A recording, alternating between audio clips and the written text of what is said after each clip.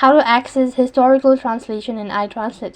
Hi everyone, in this following video I'm going to show you the ways to access historical translation in iTranslate. It highly depends on the version and settings of the app you're using. So here's how you can typically access the historical translation. First of all, you need to go ahead and open up your iTranslation, and when you open it up, then it's going to take you to the home page, and here you can go ahead and locate the option that says history or recent tab. Now this is where your past translation are usually stored. Then you can go ahead and tap on either one of these options, view a list of your previous translation. You can scroll through the list of the finding and translation you're looking for, and you may also be able to search for specific translation using the search bar. Once you've located desired translation, tap on it to view on it for more details, or you can directly copy it.